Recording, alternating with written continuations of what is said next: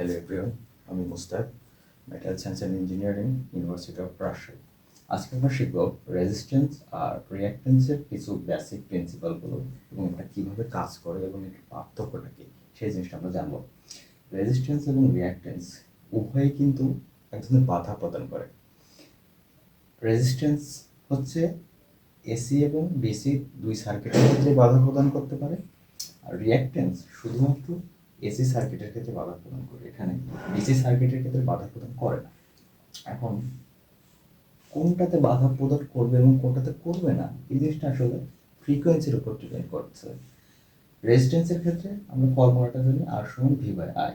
এখানে ফ্রিকোয়েন্সির সাথে এখানে রেজিস্ট্যান্সের কোনো সম্পর্ক নাই, কিন্তু অপরদিকে আমরা যখন রিঅ্যাকট্যান্সের দিকে তাকাবো তখন ফর্মুলাটা যখন দেখবো এক্সএল সমান 2πfl, আর ক্যাপাসিটিভ রিঅ্যাকট্যান্সের ক্ষেত্রে এক্সসি সমান 2πfc। এখানে ইন্ডাকটিভ রিঅ্যাকট্যান্সে যেটা সেটা ফ্রিকোয়েন্সির সাথে সম্পর্ক হচ্ছে প্রপোর্শনাল, সমানুপাতিক, সমান। যখন ফ্রিকোয়েন্সি বাড়বে তখন ইন্ডাকটিভ রিঅ্যাকট্যান্সও বাড়বে, ফ্রিকোয়েন্সি যখন কমবে ইন্ডাকটিভ রিঅ্যাকট্যান্স তখন কমবে। ক্যাপাসিটিভ রিঅ্যাকট্যান্সের ক্ষেত্রে দেখা যাচ্ছে যে ফ্রিকোয়েন্সির সাথে রিলেশনটা হচ্ছে ইনভার্সলি প্রপোর্শনাল, অর্থাৎ ফ্রিকোয়েন্সি যখন আমরা বাড়াবো ক্যাপাসিটিভ রিঅ্যাকট্যান্সটা তখন কমবে, ফ্রিকোয়েন্সি যখন কমাবে এটা তখন বাড়বে। এখন এটার তুলনামূলক যদি আমরা গ্রাফটা দেখি, এক্সএল আর এফ এর যখন সমানুপাতিক চিহ্ন হবে তখন এরকম গ্রাফটা হবে, যখন ব্যস্তানুপাতিক হবে তখন গ্রাফটা হবে এরকম। এখন রেজিস্ট্যান্সের যে সিম্বলটা দেওয়া আছে সেটা এরকম, আর ইন্ডাকটিভ রিঅ্যাকট্যান্সের ক্ষেত্রে সিম্বলটা এরকম, ক্যাপাসিটিভ রিঅ্যাকট্যান্সের ক্ষেত্রে সিম্বলটা এরকম। এখন যদি আমরা এখানে রিঅ্যাকট্যান্সের মধ্যে যে ইন্ডাকটিভ রিঅ্যাকট্যান্স আর ক্যাপাসিটিভ রিঅ্যাকট্যান্স এটা যদি তুলনামূলক কম্পারিজন করি, এখানে দেখা যাচ্ছে যে আমরা প্রথমে যদি একটা সার্কিট ড্র করি যেখানে একটা এসি সোর্স দেওয়া আছে, একটা ইন্ডাক্টর দেওয়া আছে, আর এখানে একটা বাল্ব দেওয়া আছে। এখন আমরা মেজার করবো যে বাল্বটা কখন এটার ব্রাইটনেস বাড়বে কখন কমবে। সেই এটা যদি আমরা এসি সোর্সের সাথে কানেক্ট করা থাকে, যখন আমরা ফ্রিকোয়েন্সির পরিমাণ বাড়াবো, ফ্রিকোয়েন্সি যখন বাড়াবো তখন হচ্ছে ইন্ডাকটিভের ক্ষেত্রে যে ইন্ডাকটিভ রিঅ্যাকট্যান্স আছে এইটার পরিমাণ কিন্তু বেড়ে যাবে। কারণ কি? কারণ হচ্ছে আমরা জানি ইন্ডাকটিভ রিঅ্যাকট্যান্সের সাথে ফ্রিকোয়েন্সির যে রিলেশন সেটা কিন্তু সমানুপাতিক, অর্থাৎ ফ্রিকোয়েন্সি যদি বাড়ে তাহলে ইন্ডাকটিভ রিঅ্যাকট্যান্স অটোমেটিক বেড়ে যাবে। ইন্ডাকটিভ রিঅ্যাকট্যান্স যদি বেড়ে যায় তার মানে কি বাধার পরিমাণ বেড়ে যাচ্ছে, বাধার পরিমাণ যদি বেড়ে যায় তাহলে কারেন্টের পরিমাণ তো কমে যাবে, আর কারেন্টের পরিমাণ যদি কমে যায় তাহলে এই যে ব্রাইট আলো যে জ্বলবে এটা আলোর তীব্রতা কমে যাবে, অর্থাৎ পি কমে যাবে। অপরদিকে ডিসির আমরা যদি এখানে ডিসি সোর্স ইউজ করি সেক্ষেত্রে দেখা যাচ্ছে ডিসি সোর্সের ক্ষেত্রে ফ্রিকোয়েন্সিটা হচ্ছে জিরো, আর ফ্রিকোয়েন্সি যদি জিরো হয় তাহলে ইন্ডাকটিভ যে রিঅ্যাকট্যান্স আছে এটির পরিমাণ জিরো হবে। আর ক্যাপাসিটিভ রিঅ্যাকট্যান্সের ক্ষেত্রে দেখা যাচ্ছে ক্যাপাসিটিভ রিঅ্যাকট্যান্সের ক্ষেত্রে ইন্ডাকটিভ রিঅ্যাকট্যান্স আর ফ্রিকোয়েন্সির সম্পর্ক হচ্ছে সমানুপাতিক না, এটা হচ্ছে ব্যস্তানুপাতিক সম্পর্ক। ফ্রিকোয়েন্সির পরিমাণ যখন আমরা বাড়াবো তখন ইন্ডাকটিভ রিঅ্যাকট্যান্সের পরিমাণ কমে যাবে আর কারেন্টের পরিমাণ বেড়ে যাবে। কারেন্টের পরিমাণ যখন বেড়ে যাবে তখন বাল্বের উজ্জ্বলতার পরিমাণ কিন্তু বেড়ে যাবে।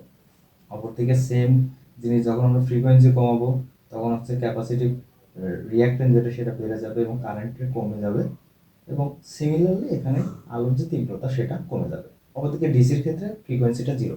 আমরা জানি রিঅ্যাকট্যান্স যেটা সেটা এসি সোর্সের ক্ষেত্রে কাজ করে কিন্তু ডিসি সোর্সের ক্ষেত্রে কাজ করে না। এখন সবগুলো বাধা, অর্থাৎ রেজিস্ট্যান্সও একটা বাধা, ইন্ডাকটেন্স আর ক্যাপাসিটিভ ইন্ডাকটেন্স আর ক্যাপাসিটিভ রিঅ্যাকটেন্স আর ক্যাপাসিটিভ ইন্ডাকটিভ রিঅ্যাকটেন্স সবগুলো কিন্তু বাধা। এখন সবগুলো জিনিস যদি একটা সার্কিটের মধ্যে থাকে যেমন আরএলসি সার্কিট, তখন আসলে বাধার পরিমাণ কী হবে? যখন সবগুলো বাধা একত্রে থাকবে তখন আসলে সবাই মিলে একটা কম্প্যারিজন, একটা অ্যাভারেজ একটা বাধা দেবে। সেটা কি? সেটাকে বলা হচ্ছে ইম্পিডেন্স। ইম্পিডেন্সটা কি? ইম্পিডেন্সটাকে যে ফর্মুলা সেটা হচ্ছে Z equal to root over R square plus X L minus X C square. আজকে আসলে আমরা নর্মালি রেজিস্ট্যান্স রিঅ্যাকট্যান্স এটা আলাদা আলাদা বুঝলাম, এবং যখন তার একটা সার্কিটের মধ্যে থাকবে তখন তারা কীভাবে কাজ করবে সেই জিনিসটা বললাম। এবং আশা করি সবাই এ সম্পর্কে একটু বেসিক ধারণা পেয়েছেন। এবং আরেকবার বলি, রেজিস্ট্যান্স রিঅ্যাকট্যান্স এগুলো সবই হচ্ছে এক ধরনের বাধা। যখন এটা এসি সার্কিট বা ডিসি সার্কিট থাকবে তখন যে বাধার পরিমাণটা এটা হচ্ছে আমরা রেজিস্ট্যান্স দ্বারা প্রকাশ করি। যখন এটা ক্যাপাসিটর ক্ষেত্রে হয়, ক্যাপাসিটর যখন আমরা সার্কিটের মধ্যে জয়েন করব, ক্যাপাসিটরের অ্যাক্রসে একটা রেজিস্ট্যান্স তৈরি হবে, এটাকে স্পেশাল নাম দেওয়া হচ্ছে কি ক্যাপাসিটিভ রিঅ্যাক্ট্যান্স। যখন আমরা সার্কিটের মধ্যে ইন্ডাক্টর অ্যাড করব, ওই ইন্ডাক্টরের অ্যাক্রস একটা রেজিস্ট্যান্স তৈরি হবে, ওই রেজিস্ট্যান্সকে যে স্পেশাল নাম সেটা হচ্ছে ইন্ডাকটিভ রিঅ্যাক্ট্যান্স। অর্থাৎ দিন শেষে এগুলো সবই একটা বাধার পরিমাণ, বাধা বাধাকে রিপ্রেজেন্ট করতেছে, কিন্তু জায়গা ভেদে এদেরকে নাম এক এক রকম দেওয়া হচ্ছে। রেজিস্টর কি করে? রেজিস্টর হচ্ছে আমরা বলেছি নর্মালি। আচ্ছা, আশা করি সবাই এটা বুঝেছেন। আচ্ছা, ধন্যবাদ সকলকে।